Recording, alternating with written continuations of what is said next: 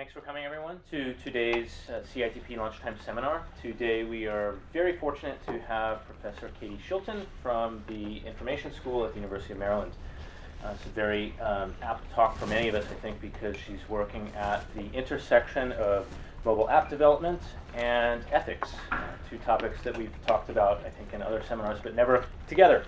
So more generally, Katie's work looks at ethical and policy implications of systems, data collections, etc. Lots of things that computer scientists like to think about from the systems and algorithms and measurement side, but I think maybe arguably we don't think about enough from the ethical and policy side, and sometimes that can come to bite us, as we know. So without further ado, Katie, thanks. Thank you, Nick. Thanks so much.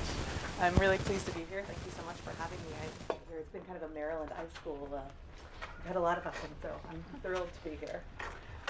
So my talk today is called Navigating the Invisible Fence, Privacy Governance in Mobile App Development. And starting with my dissertation work, I've been really focused on questions of the ways that technical communities, people who are building systems, engage with policy work during their work. So Steve Jackson and Tarleton Gillespie have a really nice phrase for this. They refer to this as the policy knot, the ways that design work is entangled with policy sort of on the ground.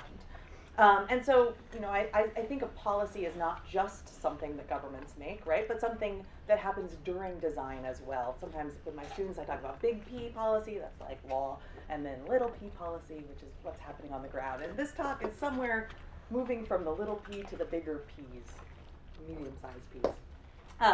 And so I'm sort of asking this question of how do developers make policy decisions and do policy work as part of their jobs. And this is a larger question of ethics during design. When is ethics being done during design? And so I think this question of should they attend to ethics during design, there's some good examples of places where folks maybe could have had more conversations about ethics during design and perhaps averted some policy or public relations problems. So Google Glass is an example of a technology that met with a lot of pushback from users and the engineers on this project actually expressed surprise. They weren't expecting that pushback, right? But perhaps had ethical discussions been more a part of their design process, they wouldn't have been quite as surprised, or they would have built in a light to tell you when it was recording, or there are sort of ways that you can think through these issues.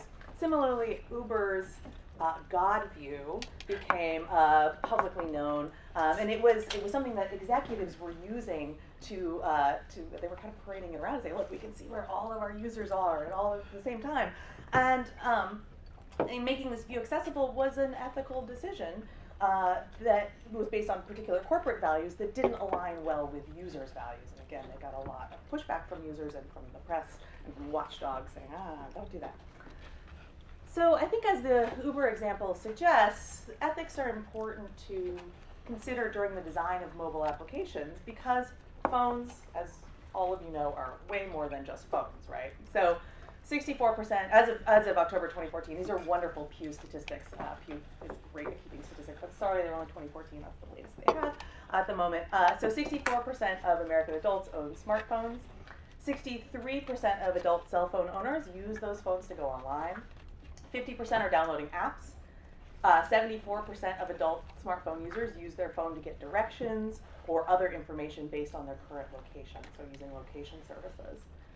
And these applications are pretty dependent upon collecting personal data in order to operate. So your phone can collect your activities, including call and text records, browser activity. So any application on your phone can theoretically collect this information, right?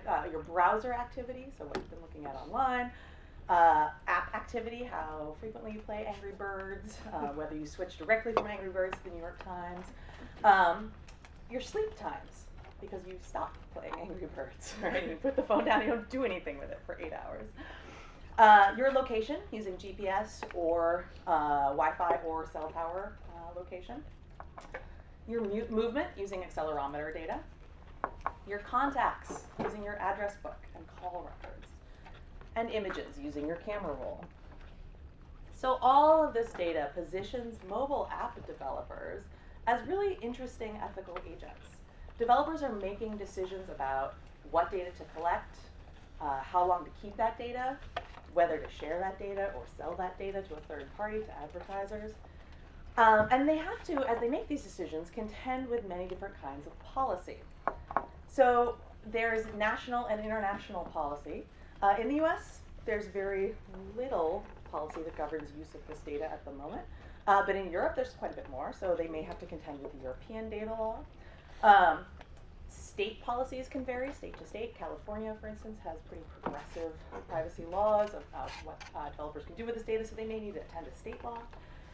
And they need to attend, in some cases, to App Store policies. Apple has rules about what their developers can and can't do. Developers are also a really interesting group to study because they're diverse. They can range from one-person shops to large multinationals, the Zyngas, right, of the world. They are frequently, the group that I'm particularly interested in, indie developers, small shops, don't have really good access to privacy and security experts, right? So Zynga has a chief privacy officer. I actually don't know that for sure, but most of the big companies do. Little 1 or 2 person companies don't have that kind of expertise frequently. So they're making these decisions on their own. Many of them also are consultants who have to navigate between their own wishes and desires and what they want to build into their app and what the bank they're working for tells them to build, right? So that's an interesting set of relationships. And because many indie developers work alone or in small teams, they often seek advice from each other. And that last piece has been critical for my work because it means that developers frequently use online forums to seek advice from each other, to talk to each other about the state of the industry, and that has allowed me to see some of the conversations they're having about values and ethics and privacy in their work. And I mentioned privacy because one of the areas where developers have a lot of ethical agency in their work is defining what exactly privacy means in their applications. So as I mentioned before, in the US, there's currently no national law that governs privacy for mobile application data. There are some best practices that have been suggested by the FTC, but they don't have to do anything from a legal perspective in the US. There are exceptions, which are health apps that are used by doctors, but that's a pretty narrow exception. So we're talking most apps are not worried about national privacy law. And in addition, privacy as a concept, it turns out is subject to a lot of scholarly debate. What counts as privacy? So there's a long-standing tradition in the US of businesses respecting fair information practices. But that tradition is actually being challenged by privacy as contextual integrity. And I'll tell you a little bit about both. So fair information practices, as I said, are a long-standing approach to privacy by corporations that are voluntary standards that have been outlined by the OECD and are adopted and have been are encouraged by the FTC. And if you don't follow them, the FTC may come after you for unfair business practice. So they're generally pretty followed, at least by larger companies. And these consist of notice. You have to let your consumers know that you're collecting data about them. Choice. You are supposed to give consumers a choice about whether you are collecting data about them. Now, often this choice is use my product or don't, guys, right? But that's choice. Access to that data. If someone asks to see their data, you are supposed to give it to them as a company. Integrity and security of the data. You, while you are housing that data, are supposed to keep it secure. That's on you. And enforcement and redress. So if somebody says there's an error in that data, it's not true, you are supposed to be able to address that or redress their grievance. So contextual integrity, by contrast, is quite a different framework.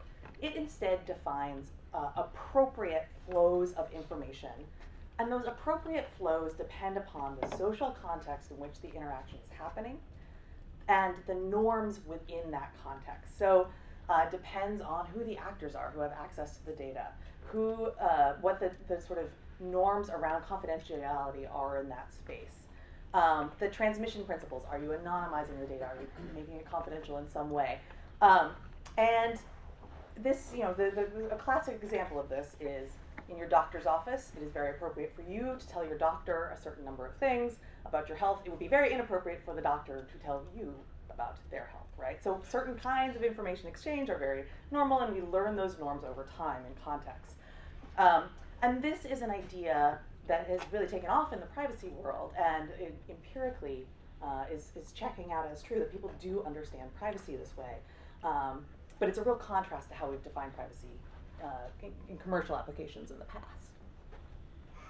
So because mobile developers hold a lot of power to decide how user data is collected and used, my project is asking, how does privacy function in mobile app development? How do developers do privacy, right? What does privacy look like to them? What triggers discussions of privacy among developers? I'm really interested in when does privacy come up as an issue?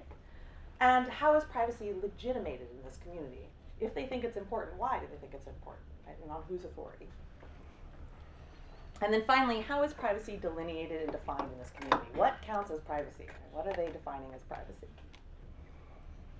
So the study I'm going to present to you today focuses on conversations in one mobile development venue, iPhone Dev SDK.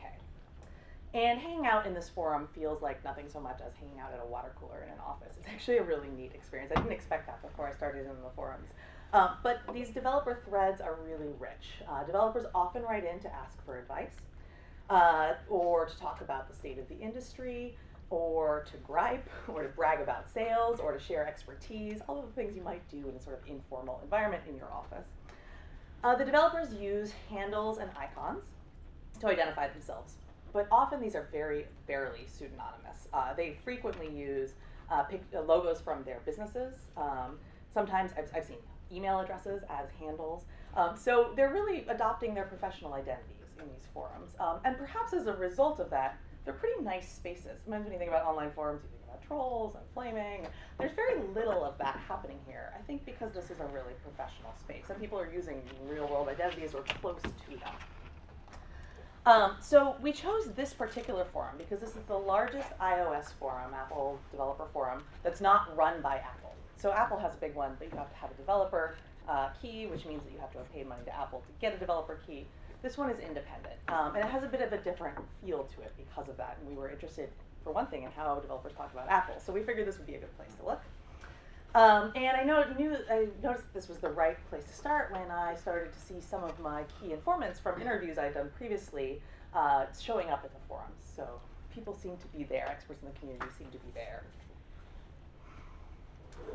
And the method my graduate student who I've been working with on this, the wonderful Dan Green at the University of Maryland, the method we used to analyze this forum data was something that is referred to as critical discourse analysis. And critical discourse analysis analyzes the way that participants talk about their practices. So we're interested in what are people doing, right? And this is people talking about what they're doing. And so this is a very good method for unpacking how people talk about what they're doing.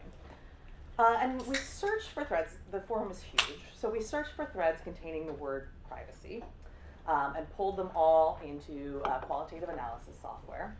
And we analyzed any post that showed up that included a discussion, so more than one post. So occasionally you have people post something and no one responds, and we didn't analyze those. So we ultimately coded 138 threads, and the threads can be quite long, ranging in time from 2008, which is when the forum starts, to 2015. We cut off our data collection at the beginning of this fall. And what we did is we looked for patterns and themes in this data. So we looked for patterns and themes like, how do developers talk about users? Or what data types are under discussion? Location, images, identity work. So how do developers delineate what it means to be a developer? Obviously, discussions about how to do privacy or what to do about privacy or who to consult about privacy. And this was a really rich data set. We had tons of subcodes. This is just a screenshot of many of the kinds of codes we were looking at. This is all qualitative coding. And so we had a really good time applying codes and unpacking all of this. But the most prominent themes that we saw were not surprisingly privacy. We searched on the object of interest here, right? So these were all discussions about privacy. But we saw lots and lots of identity building that went alongside that, and lots about relationships with the iOS platform, which I will return to. So the first question that we set out to answer was, what triggers discussions of privacy in this community? And this is inspired by my previous work on values levers, which is the idea that there are particular work practices within software development that kind of trigger people to think about the social and human issues that go alongside their software.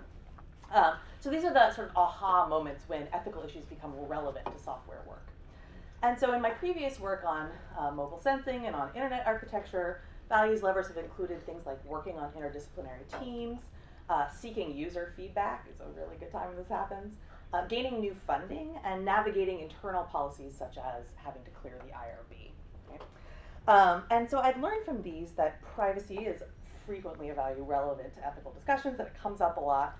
And so for this project, we asked, okay, so when is privacy coming up, and when does it become a relevant topic for developers? An overwhelming amount of the privacy conversations on iPhone SDK point to the Apple approval process as a trigger for privacy discussions. So this is just a simple bar chart of the number of threads containing discussions about privacy in the forums. And you'll see there's a spike in 2011. This 2011 is the year that the Apple Store introduced its official policy guidance, the App Store Review Guidelines. So actually it was in September of 2010. So there's a ton of posts from 2011 trying to unpack what they mean by this guidance. And this review process is, again and again, you see issues like this one. So trying to navigate this process, people say things like, our app was simply to record outgoing calls via an external voice server. In fact, it's the same feature as an already existing app. Our app was rejected because Apple doesn't allow call recording. So it seems that a feature can be allowed for some, but not for others. And DRD replies to this fellow, you should not have known that a recording app would be rejected. Don't look at others. Others might rob a bank and get away with it. I can't imagine how on earth Apple allowed that other recording app you mentioned, right? So in this example, frustration with the Apple Store process prompted Ludo Joy to post.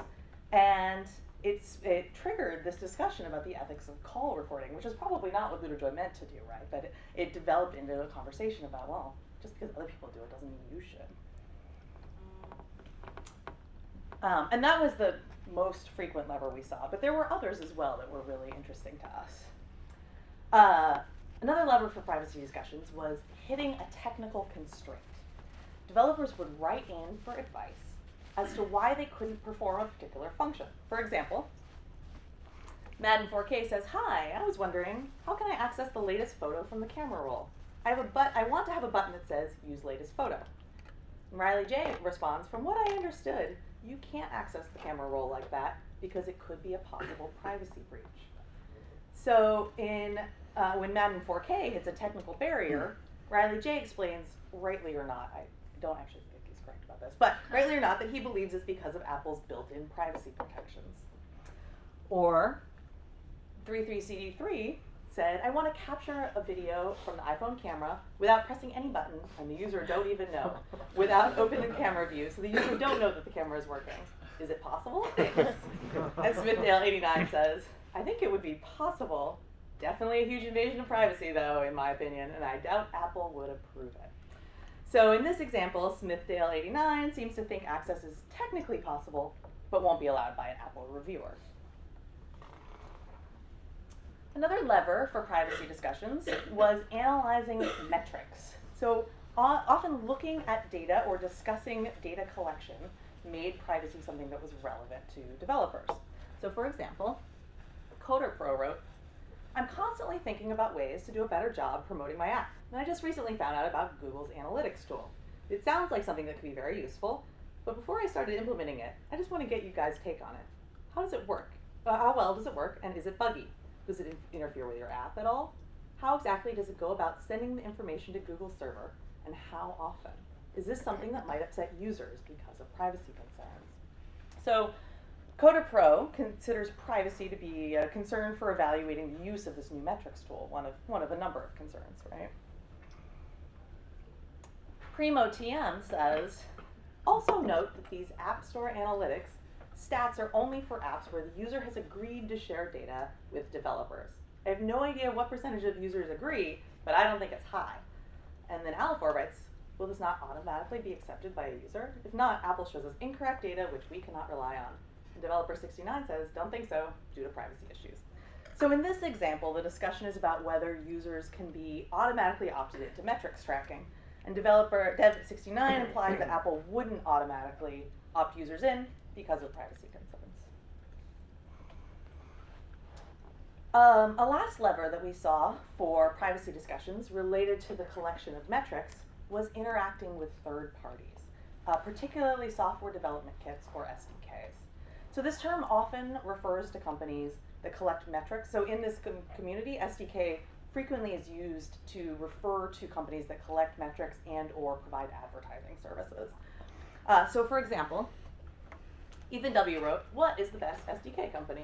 And Coco wrote, I used to use company Y. They were actually pretty good. But I watched the interview of Steve Jobs where he railed against company Y. That was enough for me to decide that it wasn't worth it. Yes, the data was cool. But remember that you're trusting a third-party company to not violate terms of service with Apple and to not get into any privacy gray areas. Or maybe I'm just paranoid. Rooster 100 chimes in, when I first heard of these services, I was planning to use it. I showed it to a couple buddies of mine, and the first thing out of their mouths were spyware, blah, blah, blah. And so both Coco and Rooster 100 are expressing fears about putting trust in third parties to manage analytics and data about their users. And this term spyware is used a lot, and it's something that is used, and I'll come back to this as sort of a cautionary tale. Don't be like that. So once we understood where privacy discussions were coming up, we focused on why privacy was seen as something that was important to develop for. Specifically, we were interested in how developers authorize or legitimize or justify privacy as a value. So sometimes, not infrequently, privacy was justified through the telling of cautionary tales. So Duncan K says, indeed, I think I would sue if I found out an app was filming me without my knowledge or permission. If you upload that video, that would probably be felony invasion of privacy. Read prison time. Maybe not true, but a cautionary tale. So criminal charges for privacy violations, whether accurate or not, again, is a pretty common cautionary tale that you see in these forums. John 3295 says, this article, he had just posted an article, is a warning for anyone who did not play by the rules. A pending class action lawsuit filed against devs, claiming that each of the company's games took advantage of a backdoor method to access, collect, and transmit the wireless phone numbers of the iPhones on which its games are installed. The lawsuits are real, and it will cost you a lot if you cannot defend it or if you cannot afford a lawyer. Let's begin the guessing game. How much punitive damage does the lawyer want? 1 million? 2 million? Maybe declare bankruptcy before it's finalized. So similarly, here you see civil or monetary penalties for privacy violations serving as a cautionary tale that legitimizes caring about privacy. Other times, privacy is legitimated as a moral issue, a reason to do things in and of itself. My graduate student and I began calling these examples because privacy was seen to be enough on its own. So for example, IOWIP writes, the only way to do what you want would be sending the device location at launch of the app, but that would be against user privacy and therefore should not be done. So for IOWIP, privacy is the explanation. It is enough on its own. Eric Kirk says, hi, I develop an app that needs to get the phone number of the device. So do you know the function that returns the iPhone phone number? Thanks. iOS Easy Production says, you can't do that. The privacy concerns associated with that would be insane. To which Eric Kirk says, thanks. So similarly for iOS Easy Productions, privacy concerns are enough to shut down a line of development entirely. And Eric Kirk's simple response seems to apply. Maybe he goes off and does it on his own, who knows, but he seems to apply in agreement. Okay, no, not going to do that. Occasionally, very occasionally, government or regulatory authority is cited as an authorization for privacy. So R. Kaczynski at yahoo.com says, the founding fathers ensured we had a right to personal privacy.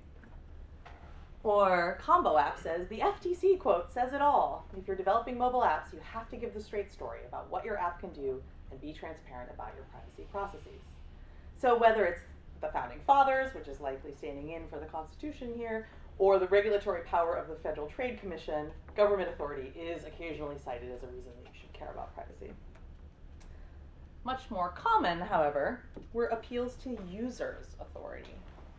So sometimes users' market power is seen as the reason for this authority. So Tai Chop says, users would run from you like a plague-infested rat if they found out that you asked about this. There's no need to steal their addresses and sell the list to the highest bidder. So the specter of users running from your app is a reason not to violate users' privacy expectations. In other cases, care for users is invoked. So instead of a market rationale, you sort of see a care for users. So in this case, Kuhlman says, I was about to put third-party ad software in an app I'm finishing, but I have a serious concern. Address book framework is required for having company ads. Excuse me? I'm very concerned regarding the privacy of my users. So in this instance, the developer is reluctant to share address book information with a third party because he's expressing his sense of care for his users' privacy. He cares about them. But by far, the most common authority of all was Apple itself. So ZTAC Software writes, you've got to ensure that the user knows and agrees to allow you to collect personal information, or Apple may reject your app. Or Alifor writes, let me create a privacy policy fast, or else my new app update might get rejected. Or Mobilogo writes, wow, this is way worse than I thought. If Apple finds out what they're doing, they'll get in a storm. And so in all three of these quotes, getting in trouble with Apple or getting an app rejected by Apple are the consequences of not respecting privacy rules. So Apple is really, in this ecosystem, the ultimate arbiter of privacy. But a challenge for developers was that Apple's rules were felt to be variable and inconsistent and sometimes kind of inscrutable. And Apple's authority is ultimate. A denied app is a waste of the developer's time and money. So, a quote from Julia, how do you guys make a stable business out of the inconsistency of Apple policy? One day they think one type of app is okay, and another day they think it's not okay. And Rocketiles replies, it's like we're working with Apple. Apple is the boss.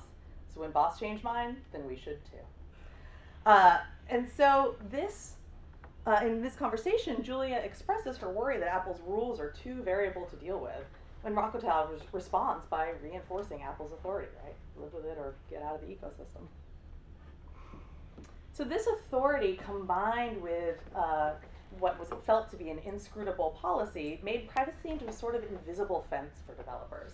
There's no question that privacy is an ethic for many of the developers in this forum. Just the conversations we saw, people care about privacy. Something they value and respect and develop for because they believe that treating user data in particular ways is the right thing to do. But privacy also becomes an invisible fence. They spend a lot of time trying to figure out where the boundary is. And finding that invisible fence can help then explain the inner workings of Apple and the opaqueness of Apple's or the preferences and behaviors of users, which is another thing that's felt to be a bit opaque.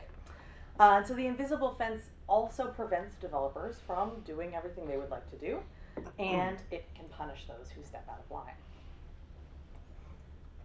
So this understanding of developers trying to negotiate the line of privacy leads to the question, what counts as privacy? And for developers in this community. And frequently, it's experts. It's people who have had experience with that privacy fence who then define privacy for the other users of the forum. And they do this in a variety of different ways. So I was very surprised. Maximalist definitions of privacy are surprisingly common in the forum, where any collection of personal data is seen to raise privacy concerns. So for instance, FTN wrote, we aren't even using the location data. No personal data is sent back to our servers. We're just trying to determine use trends of the software. And so emphasizing no data, or Kalimba saying there is still the bigger ethical question of whether any transmission of any user data should be done without at least notifying the user. So FTN declares he's not collecting data and is therefore isn't subject to privacy concerns. Kalimba goes a step further and suggests there's a moral stance that could prohibit any data collection.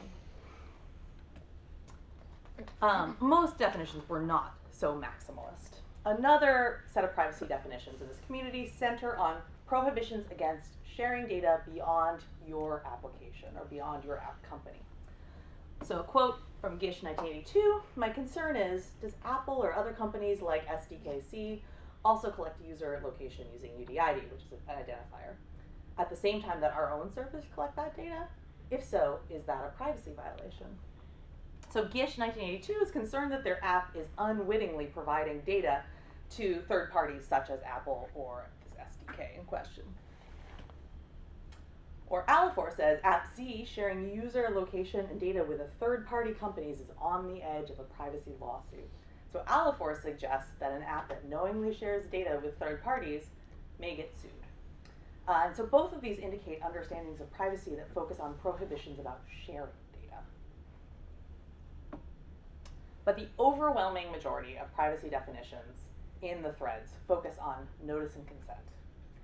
Developers are frequently define most kinds of data collection as allowable as long as users were notified.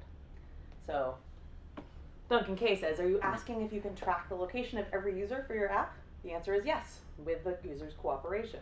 You need a clear privacy policy that told the users that you were going to upload their location information and let them know that you were going to do with that information.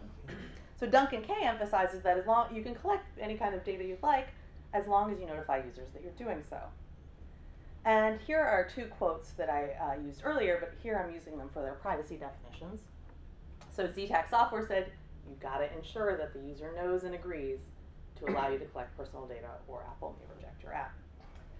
Or Alifor says, let me create a privacy policy fast, or else my new app might get rejected.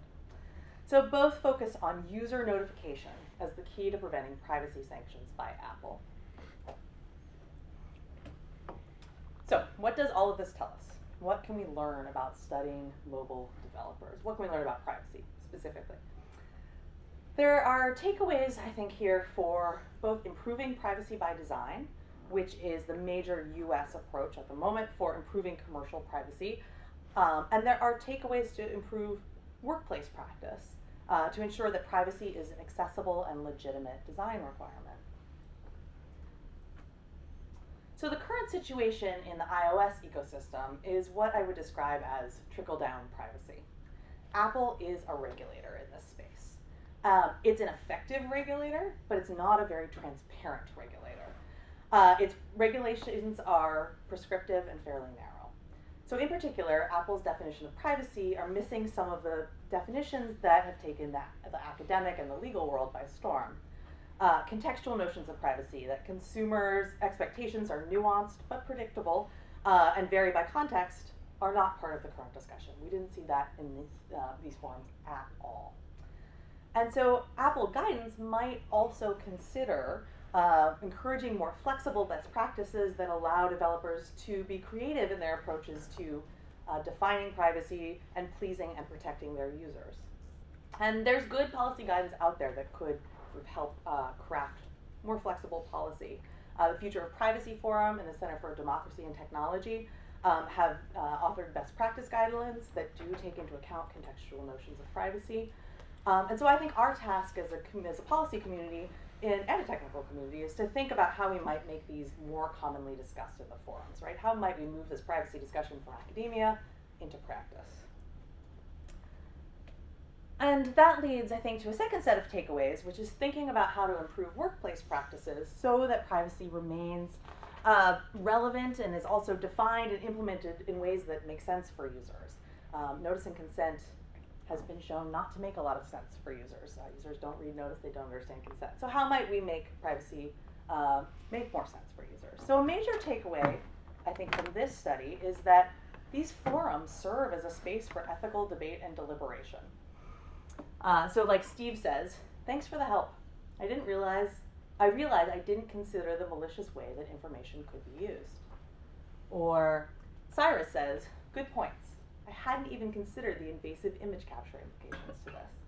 So both of these quotes indicate a deliberative process that happened in these forums, discussion with peers that helped to highlight something that the developers on their own had missed. And in my previous work, as well as much ethics scholarship, highlights that workplace ethics work best when it is a deliberative process, when there's room for conversation among peers. And so online forums, I think, can be an important collaborative site for independent developers. And that process of finding the privacy fence, while imperfect, is an important ethical process. It's good that they're spending time on this. And so if we're interested in better privacy outcomes for mobile development, I think that this analysis suggests some spaces for intervention. Values levers, right, that can increase ethical debate and discussion in these forums. So review cycles are the first real space of intervention. It's clear that review cycles are hugely important to this process. So I think Apple or other regulators might encourage a broader set of privacy principles as a way of broadening this discussion. Technical constraints are another place that we saw of values levers, right? So making certain actions hard or impossible encourages developers to ask why. And so, it's that kind of friction, I think, can be useful or helpful if we want developers to stop and think, okay, why can't I do this? Analyzing metrics. Developers experience conclusions that can be drawn with data about their users. So encouraging developers to look at their metrics. And so much of mobile development is not looking at the data, right? It's focusing on development itself. Asking developers to look at the data helps them see some of those conclusions that can be drawn about their users, and they realize there's sensitivity there. And finally, interacting with third parties. Interacting with third parties illustrates the complexity of the data ecosystem here. It's not just the developers in this ecosystem. It's a really complex place, and so it makes concerns about data sharing much more relevant to developers. And finally, I think that the forums might be the right place for outside experts who are interested in this project to engage. So my research lab has some future work planned around exactly this sort of engagement, to extend these findings and to test these moments for intervention. So first, I realized we need, and we're working on this right now, to compare these findings with a really different and important ecosystem, which is Android. And so we are currently coding data from the XDA developer forums, which is a huge, huge Android developer forum. And the Android ecosystem is a lot less regulated by its platform host.